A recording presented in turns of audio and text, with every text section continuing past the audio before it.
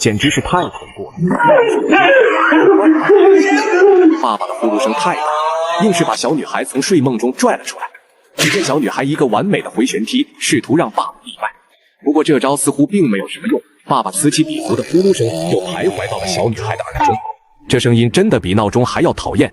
小女孩一边忙着给妈妈捂住耳朵，一边思考对策。她灵机一动，拿起一块毯子，轻轻地盖在爸爸的脸上，自以为这样就能让爸爸闭麦。然而，天真的小女孩还是太天真了。